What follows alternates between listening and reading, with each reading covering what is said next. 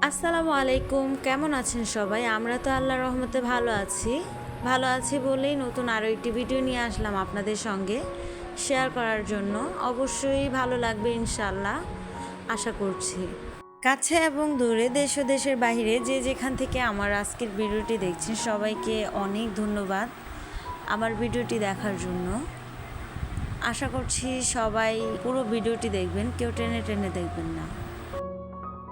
আজকের ভিডিওটা শুরু করেছি দুপুরের রান্না থেকে। তো আজকে দুপুরে আমি রান্না করব পটল দিয়ে, আলু দিয়ে তেলাপিয়া মাছ, আর রান্না করব কলমি শাক দিয়ে তেলাপিয়া মাছের মাথা, আর সাথে আছে ডাল। তো দেখতেই থাকুন। আর হ্যাঁ, প্রতিদিনের ন্যায় সবার কাছে আমার অনুরোধ, প্লিজ ভিডিওর শুরুতে একটি লাইক দিবেন। কেউ টেনে টেনে ভিডিও দেখবেন না, স্প্যাম কমেন্ট করবেন না। আর হ্যাঁ, পুরো ভিডিও দেখে কমেন্ট করে জানাবেন আমার ভিডিওটি কেমন লাগলো আপনাদের কাছে। আর নতুন বন্ধুদেরকে বলছি, যদি আপনাদের কাছে আমার ভিডিওটি ভালো লাগে তাহলে আমার চ্যানেলটিকে সাবস্ক্রাইব করে পাশে থাকা বেল আইকনটি অন করে দিবেন, যাতে করে নতুন নতুন ভিডিও আপলোড করলে আপনাদের কাছে পৌঁছে যায়।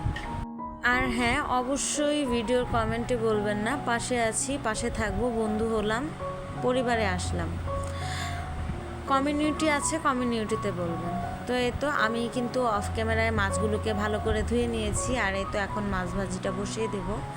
মাছ ভাজা হয়ে গেলে তারপরে তরকারিটা রান্না করব। আর রান্না করতে করতে আপনাদের সাথে শেয়ার করব গতকাল রাতের বেলা কিভাবে আমার হাজব্যান্ড ডাকাতের কবলে পড়লো, ডাকাতের সামনাসামনি হলো, সেই গল্পটা। বিপদ কখনো বলে কয়ে আসে না, কার কখন কি হবে সেটা কিন্তু আমরা কেউ জানি না। এখন কিভাবে আছি আর একটু পরে কিভাবে থাকবো আমরা কিন্তু কেউ কিছুই জানি না, সবই উপরওয়ালা জানে। তো তেমনই গতকাল রাতের বেলা আমার হাজব্যান্ড দোকান থেকে বাসায় ফেরার পথে, বাজার করে বাসায় ফেরার পথে ছেলেদের জন্য পিৎজা কিনতে যায়, ছেলেদের আবদার মেটানোর জন্য। তো যখন সে পিৎজা কিনতে যায়, সেখানে ডাকাতি হয়। 4 জন ডাকাত এসে স্বর্ণকারের দোকান থেকে স্বর্ণ নিয়ে যাওয়ার সময় তাদের 4 জনের মধ্য থেকে একজনকে পিছন থেকে ধরে ফেলে পাবলিক। তো একজনকে ধরাতে বাকি 3 জন ক্ষেপে এলোপাতাড়ি ফাঁকা রাউন্ড গুলি করতে থাকে। যখন আর কি আমার হাজব্যান্ড পিৎজা কিনতে অর্ডার দিচ্ছে, তখনই গুলির শব্দ শুনতে পায়। আর সে সাথে সাথে বাইক রেখে সামনের একটা দোকানের ভিতর ঢুকে পড়ে। আর সেখানে তার 2 বন্ধু ছিল বসা।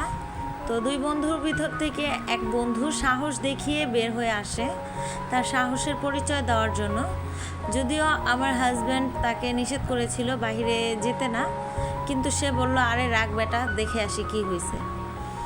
তো যাই হোক, তার সাহসের পরিচয় দিতে গেছে সে। আর ওদিকে ডাকাত দল তো মানে কি বলবো, ফাঁকা রাউন্ড তো গুলি করলই, মানুষ ভয়ে যে যেখানে পারছে সেখানে লুকিয়ে গেছে। তো ডাকাত দল আর কি ককটেল বোম যখন মারে, 3টা ককটেল বোম মারে, সেখানে আশেপাশে যে কজন মানুষ ছিল আর কি, অনেকেই আহত হয়। তার ভিতরে আমার হাজব্যান্ডের বন্ধু, যে সে আর কি বের হয়ে সাথে সাথে দোকানের ভিতরে ঢুকে আমার হাজব্যান্ডকে বলতেছে, আমাকে হাসপাতালে নিয়ে চল। তার অবস্থা একেবারেই গুরুতর। কি বলবো, ককটেল বোমের আঘাত তো জানেনি কি হতে পারে। যেহেতু পাশেই ছিল, তার তো অবস্থা খারাপ। তার কপালে লেগেছে, গালে, গলায়, পেটে আর হাতে। মানে কি বলবো, একবারে অবস্থা খারাপ, রক্ত দিয়ে পুরো জামা ভরে গেছে। সেজন্যই বললাম, বিপদ কার কখন কোথায় আসে কেউই কিন্তু কোনো কিছু জানে না। তো এদিকে তো আমার হাজব্যান্ডের বন্ধুর গুরুতর অবস্থা, আর ওদিকে এক তরকারিওয়ালা, মানে কি বলবো, তার হাত উড়ে গেছে ককটেল বোমে। তো রাস্তার ভিতরে অনেক মানুষই ছিল, অনেক মানুষই আহত হয়েছে, কিন্তু তাদের মধ্যে 2 জন আর কি গুরুতর অবস্থা। এক আমার হাজব্যান্ডের বন্ধু, আর এক হচ্ছে তরকারিওয়ালা। এজন্যই বলে যেখানে তোমার দরকার নেই সেখানে তুমি সাহস দেখাতে যেও না, যেখানে তুমি পারবে না সেখানে তুমি সাহস দেখিও না। তো আমার হাজব্যান্ডের বন্ধু আর কি একটু সাহস দেখাইতে গেছিলো, আর সাহস দেখাতে গিয়েই তার আজ এই অবস্থা, সে এখন মেডিকেলে ভর্তি। আল্লাহর কাছে লাখ লাখ শুক্রিয়া, আল্লাহ তাআলা এত বড় বিপদের মুখ থেকে আমার হাজব্যান্ডকে উদ্ধার করে নিয়ে আসছে। মানে কি বলবো, ডাকাত দলগুলো কিন্তু আমার হাজব্যান্ডের বাইকের সামনেই দাঁড়িয়ে ককটেল বোম মেরেছে। আল্লাহ তাআলাই রক্ষা করছে আমার হাজব্যান্ডকে, হাজব্যান্ডের গাড়িটাকে। তো যাই হোক, এই সেই পিৎজা যার জন্য আমার হাজব্যান্ড ডাকাতের সম্মুখীন হয়েছে, সামনাসামনি হয়েছে আর কি। তো এখন আমরা সেই পিৎজাটাই খাবো। তো প্রথমে আমার 2 ছেলেকে দিলাম, মোট 2টা পিৎজা নিয়ে আসছে আর কি। তো একটা ওরা খাবে আর একটা আমরা খাবো। তো আজকের মতো এ পর্যন্তই। সবাই ভালো থাকবেন, সুস্থ থাকবেন। আর হ্যাঁ, কেউ আমার হাজব্যান্ডের বন্ধুর মতো এমন সাহস দেখাতে যাবেন না যেখানে সাহস দেখালে আপনার বিপদ হবে।